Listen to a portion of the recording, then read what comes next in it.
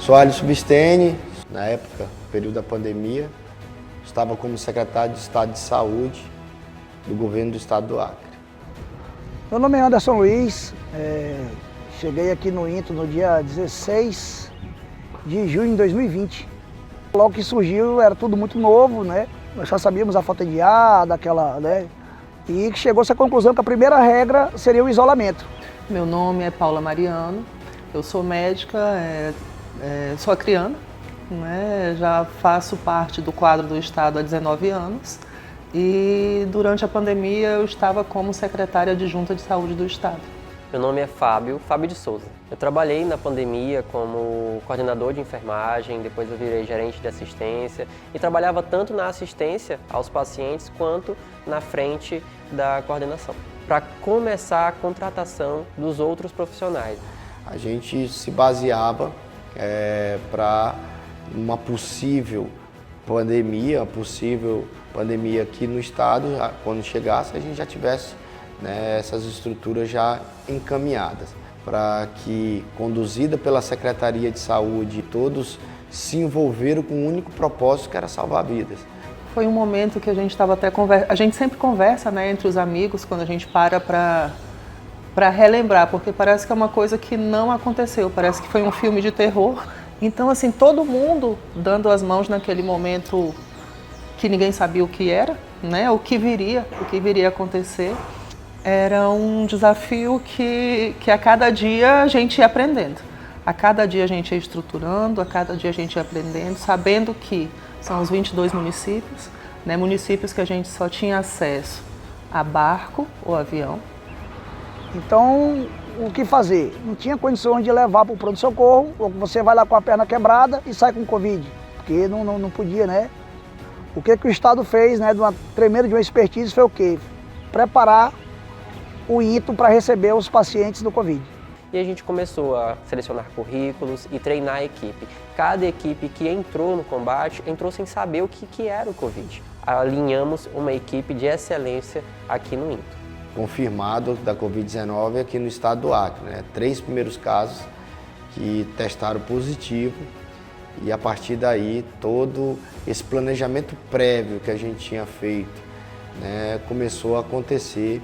2 hospitais de campanha, né, em menos de 60 dias. Não foram hospitais de lona, foram hospitais que ainda fazem parte da estrutura do estado do Acre, né, dando suporte para essas estruturas de leitos de UTI, de equipamentos como respiradores, usinas de oxigênio, contratação de profissionais, capacitação, medicamentos. Tudo isso a gente não mediu esforço para salvar vidas. Tudo isso que foi montado, essa logística aqui, com as dificuldades de transporte, principalmente, né, externo e interno, né, nós temos municípios isolados, que até nos municípios isolados a Covid também chegou. E nesses municípios isolados, para você fazer um transporte, só era um transporte aéreo. Então ninguém sabia de fato do que se tratava. O mais difícil era sempre o próximo a partir do primeiro, porque sempre vinha uma coisa nova, aumentava a quantidade de procura, aumentava a gravidade, né, da doença nos pacientes, e aí não tinha leito, veio o hospital de campanha, e aí chegamos aqui, nós temos 50 leitos de UTI, né, são 5, todas com isolamento. E chegou um momento que nós não tínhamos vaga alguma nas UTIs. Nós temos o hospital de campanha que são 100 leitos, na verdade 96, onde 4 eram salas vermelhas, né? Também no hospital de campanha. E nós tivemos assim, eu não vou dizer cena de guerra, que eu nunca vi uma cena de guerra, mas se fosse para eu escolher, sabe, usinas de oxigênio nós temos aqui no hospital, cilindros de backup. Sempre o mais difícil, o mais complicado era tudo que vinha após o primeiro. Mas não tem o gerador? Tem, mas e o diesel? Para poder fazer com que ele funcione. E se der algum problema, e o operador, né, para ir lá e fazer o trabalho manualmente? Em relação a respirador, a gente conseguiu colocar respirador nos 22 municípios. Eu digo os colegas mesmo, enfermeiro, técnico, fisioterapeuta, que foi de suma importância, né? Os técnicos de enfermagem, pessoal da limpeza, você via a vontade de ajudar, a vontade de estar ali, de servir. Perdemos muitos amigos, né? Perdemos familiares, mas a gente sofria. Nós tínhamos medo de chegar em casa e passar para um familiar, né? Todos com quem tinha pai idoso, filho, esposa, que não é todo mundo, né? A gente chegava em casa, muitas vezes, já tinha que sair tirando a roupa, tirando o sapato para você não entrar com medo e ficar longe, né? Eu falava com meu pai da porta, eu não entrava com medo de... Com meus avós eu falava do portão, parava o carro e falava do portão só para olhar para eles. E o medo de morrer, né? A gente não sabe, amanhã eu vou morrer e eu não vou nem ver. De um paciente que veio dirigindo sozinho de município. Esse paciente deu entrada, ele estacionou o carro na nossa frente, lá do pronto atendimento, e a gente observou que esse carro ficou parado. Até que a gente foi lá, né, ajudou ele a sair, colocou ele em cadeira de rodas e esse paciente já estava cianótico. Ele veio de município dirigindo sozinho, chegou aqui, já estava com cianótico, ele estava com a pele azulada, com dificuldade de respirar. Ele chegou conosco, foi atendido e infelizmente foi um dos pacientes que foi a óbito. Esse paciente teve toda a assistência da equipe do pronto atendimento, ele foi entubado, ele foi para uma das nossas UTIs, só que eu acho que uns 10 dias depois ele foi a óbito. Nós compramos os principais equipamentos para teste, né, da Covid, que estão aí até hoje, que fazem outros testes, né? O Acre, na região norte, foi o estado que menos teve óbitos. A gente tem todo esse relatório da época, né? Por muitas vezes aquele boletim geral do país, né, que o Jornal Nacional na época divulgava, teve determinado momento que o estado do Acre era o único que não tinha ocorrido óbitos, né? Enquanto vários estados estavam ocorrendo, o Acre era o único que não tinha ocorrido. E todo esse trabalho de dedicação dos profissionais, as equipes multiprofissionais, né? Eram vários profissionais de saúde envolvidos, né, em combate à pandemia. Desde os médicos, enfermeiros, técnicos de enfermagem, fisioterapeutas que foram, né, papel fundamental, os biomédicos nos exames, né, a parte administrativa, né, todos se envolveram num propósito único que era salvar vidas, né, diante de onde a gente teve assim momentos que muito triste, perdemos, né, famílias, perdemos amigos profissionais também, e tudo isso para o estado do Acre naquele momento também era tudo novo, mas ao mesmo tempo foi um estado muito guerreiro, né? As pessoas que estavam, todos eles à frente desse combate, né, não se furtaram em nenhum momento de buscar salvar vidas, né, dos seus amigos, seus familiares, né, de todos os acreanos. E sou muito grato a todos os profissionais de saúde por estar à frente também daquele período, grato ao governador. Tudo que foi possível, a gente não mediu esforço para dar todas as condições de trabalho para os profissionais de saúde, dar toda a estrutura para atender as pessoas, casos que acometiam e evoluíam numa velocidade e necessitavam desses suportes avançados. Então, quando você preenchia uma UTI de 10 leitos, por exemplo, já tinha mais 10 esperando. Então, você já tinha que ser muito rápido nessa logística para montar mais novos leitos. Nós saímos de 38 leitos para 150 leitos de UTI. Nós montamos esses hospitais, como foi o caso do INTO, como foi o caso lá do Hospital de Cruzeiro do Sul. Era o tempo de entrar no carro, fazer a rotatória, alguma coisa tinha mudado.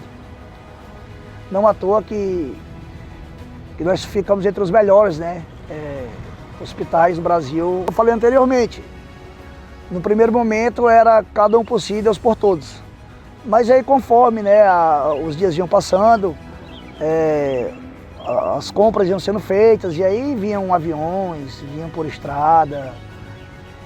que o raio-x que ele determinava a quantidade da porcentagem, né, todo mundo certamente ouviu, tá com 50% do pulmão comprometido, tá com 70% dos pulmões comprometidos. Era através do raio-x, né, que o médico fazia a leitura e determinava a quantidade de porcentagem que os pulmões estavam comprometidos. Na medida do possível, é claro, respeitando, né, as famílias que perderam, eu mesmo perdi também, né, familiar, que perderam seus entes. Era contando o respirador, na verdade a gente não dormia. A gente conta cilindro de oxigênio, porque o interior, os lugares que não tem usina, iam os cilindros. Né? E a gente viu ao longo disso tudo a questão da saúde mental, né? O que a gente foi passando, os profissionais foram passando, que não é só a Covid em si. Perdi o meu pai, né? Que não era só um pai, era meu amigo. E eu perdi meu pai e a gente via outros colegas perdendo os pais, perdendo os esposos, perdendo os filhos. Então, assim, como eu lhe digo, é um sentimento que... E a questão do luto também, a gente até brinca, será que a gente viveu esse luto? E assim, o meu pai, ele usava máscara, como eu lhe disse, eu ficava longe para tentar, mas como é que a gente... Acontece, né? Gente, era um misto ali, era um misto de alegria, era um misto de tristeza pelos que não puderam tomar vacina, né? E de gratidão por ela ter chegado.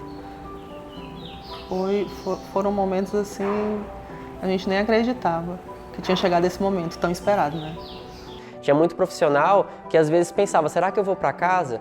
Porque ele pensava na contaminação de quem está em casa. Presente no trabalho do Covid era cada dia uma novidade. Era cada dia um enfrentamento onde a humanização e o bom senso das pessoas estavam presentes a todo momento. Então, ouvir sobre o Covid, presenciar sobre o Covid, era mortes, muitas mortes. Tiveram várias mortes, mas tiveram diversos pacientes que saíram daqui com vida e foram sorrisos que voltaram para suas casas. Mas eu me preocupei mesmo foi com os meus familiares. Será que eu passei para os meus filhos? Né? Será que eles estão sentindo, não estão sentindo? Eu tinha um filho bem pequeno na época, então será que ele não está sabendo falar? Será que ele está também? Então esse foi o meu principal medo. Só que quem estava em casa estava esperando que eu voltasse sadio. E o meu maior medo era passar para eles uma doença que poderia ser fatal. Era uma logística muito rápida que precisava ser feita. Contratar novos profissionais e ao mesmo tempo que você ampliava, você também tinha esses profissionais acometidos pela Covid que precisava do suporte e aí você tinha que repor. Você não tinha como ficar sem esses profissionais. A gente viu que outros estados faltaram oxigênio, faltou. Aqui a gente se preparou para que isso não faltasse. Diante do conhecimento da distância que era de você trazer das indústrias, porque as indústrias elas ficam a 3.000 quilômetros de distância do nosso estado do Acre.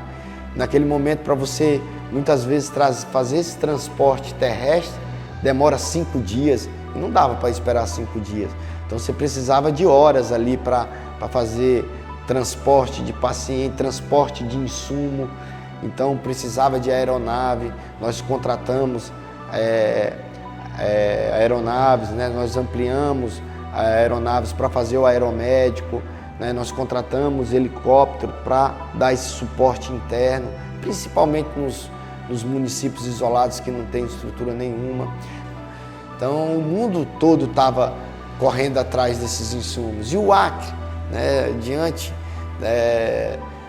de grandes centros, né? Dos grandes centros aqui do Brasil, né? Até mundialmente. Então tudo isso a gente teve que se preparar, ter o suporte técnico também para poder não faltar nenhum tipo de insumo aqui que era necessário para combater a Covid. Ninguém trabalha só, ninguém é bom sozinho,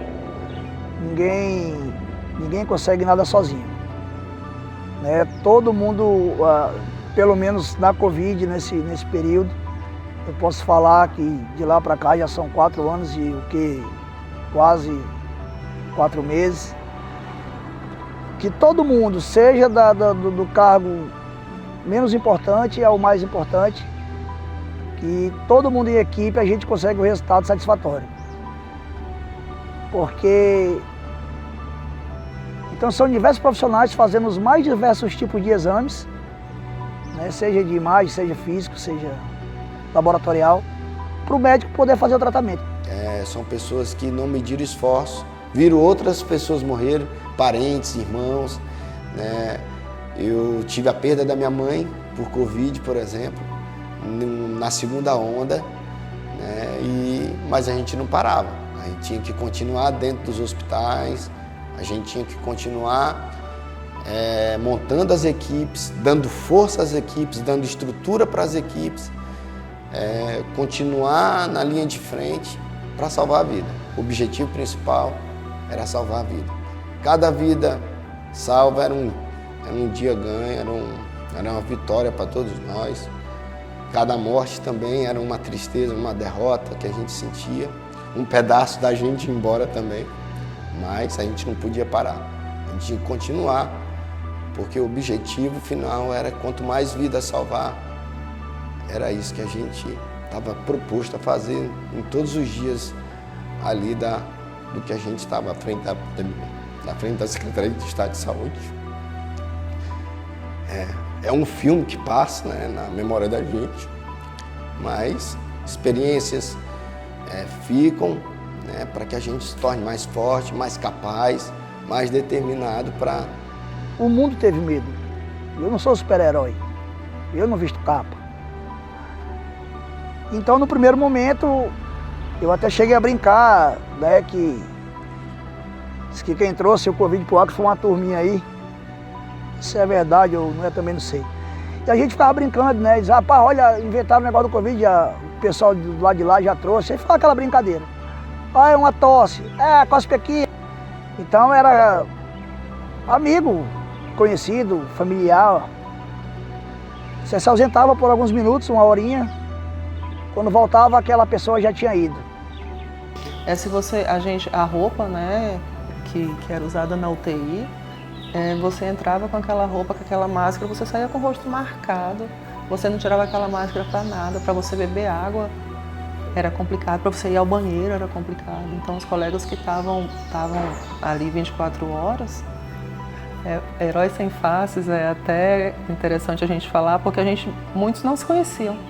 Né? A gente não tirava máscara, a gente foi se conhecer depois. É gratificante quando a gente via, e a alegria do pessoal tirando, né? Do pessoal da UTI levando para tomar banho de sol. E a gente viu muitos pacientes que chegaram sem andar, sem comer, pelo tempo que estavam na UTI, e os pacientes saíram recuperados. O pior momento que eu presenciei no hospital, sem dúvida, de todos os colaboradores que trabalharam aqui no INTO comigo, foi quando a gente teve um problema de energia devido a um animal, né, que se agarrou nos fios de alta tensão e todos os nossos respiradores mecânicos ficaram no limite de bateria. Né? Demorou muito para retornar a energia, por mais que a gente tivesse gerador, mas não suportava, não aguentou. Então nesse momento foi desesperador. Só que logo depois veio a maior alegria. A gente conseguiu salvar inúmeros pacientes. A gente não teve nenhuma baixa direta nesse dia, que a gente comemorando 11 altas hospitalares após um dos piores incidentes que a gente teve no hospital. Toda alta era boa, seja uma alta de um profissional de saúde que pegou e estava com a gente, seja alta de colaboradores, seja alta de pacientes. Foi ali na transição da vacina e nesse momento a gente chegou aqui a quase colapsar. Né? Nós ampliamos ao máximo, né? O INTO estava cheio, 100% ocupado, o Cruzeiro do Sul 100% ocupado, as nossas Brasilé que a gente tinha ampliado também 100% ocupado. Para todos nós foi um momento assim de muita emoção, né? Porque de esperança, né? Nós tínhamos uma esperança quando surgem as primeiras doses de vacina no mundo, a gente com as primeiras doses de vacina que ia chegar para o Brasil, ia chegar para o nosso estado, para nos ajudar a combater. Então aquele primeiro momento ali era uma emoção para todos nós, era um momento de esperança, de gratidão, né? Gratidão pela ciência, gratidão a Deus, gratidão a todos os profissionais. Minha mãe chegou a ficar internada na UTI aqui também. O esposo dela faleceu aqui no INTO de Covid. E você fica assustado. Quando você vê que acontece, pode acontecer com a gente também, que acontece do teu lado, aí que você vê que você se torna vulnerável, né? E você, quando vê que é vulnerável... Assim, para resumir os esforços do Estado no enfrentamento à pandemia, o governador colocou as pessoas certas nos locais certos, fazia as cobranças que deveriam ser feitas, né, dava os direcionamentos que eram necessários. Né, como eu te disse, fazer saúde na Amazônia, né, nós temos municípios isolados, ribeirinhos, povos indígenas. Então você precisa de uma logística diferente. Você levar a vacina para os ribeirinhos, só chega de rio, ou de helicóptero, ou de avião, né? Tem que levar os profissionais. Me recordo que pessoas que não mediram esforços, né? Deixavam muitas vezes suas famílias em casa para cuidar de outras famílias. Você mete a cara fora do hospital e você vê uma família chorando, é muito triste. Mas também, por outro lado, é muito satisfatório você ver as pessoas saindo, agradecendo. Tem gente que encontra a gente na rua e lembra da gente, né? Ah, Luim, lembra de mim, eu tava minha mãe, meu pai, obrigado. Eu, Fábio, colaborador, enfermeiro, para voltar para casa era sempre difícil. Às vezes eu preferia dormir no hospital porque eu pensava, eu tenho um filho, eu tenho uma filha e tem alguém que cuida deles em casa. Então eu tinha um quartinho que era reservado para mim na frente da casa, então eu tirava a roupa assim que eu chegava, deixava no local próprio, eu já me higienizava fora de casa e entrava para o meu quartinho. Né? A cada reanimação, a cada declaração de óbito era um choque para a gente. E a gente conseguiu fazer o máximo realmente por todos os pacientes. Então para você que trabalhou com Covid, parabéns. Você deu o seu melhor por pessoas que você nunca viu. Um momento de dor, um momento difícil, mas como eu sempre gosto de falar, um momento de união. Né? A gente se uniu, todo mundo se deu as mãos, por isso a gente conseguiu enfrentar e a gente conseguiu passar. Comecei a reunião justamente contando o leito, dizendo a situação para os outros colegas, para eles saberem como estava, e nesse momento vinha chegando o helicóptero, descendo ali na frente, né, trazendo um paciente, se eu não me engano, de Brasileia, aqui para a UTI do INTO. Então, assim, eu estava na reunião, as lágrimas desciam, as lágrimas desciam. Sou Edivancleia Carmo do Nascimento, sou enfermeira, filha de Vacirene Carmo do Nascimento, técnica de enfermagem, e eu perdi a minha mãe para a Covid. E vi muitos saírem de lá entubado, cuidei de muitos amigos lá com Covid. Eu trabalhei na linha de frente da Covid, participei de várias emergências, intubação de paciente com Covid, tratamento, e vi saindo bem, viu? A única que eu cuidei que não foi ela. Eu cuidei pessoalmente. Eu não deixava ninguém cuidar dela, quem cuidava dela era eu. Eu fazia tudo. Do dia que foi descoberto até o último dia de visita que eu fiz a ela na UTI, eu fui forte. Aí depois a força acabou. A enfermeira, eu via que o oxigênio que estava sendo ofertado não estava servindo. E assim a gente vai vivendo. É uma ferida recente, que não cicatriza assim. A convicção de que eles morreram aqui, né? Mas vão continuar sempre vivos nas nossas memórias.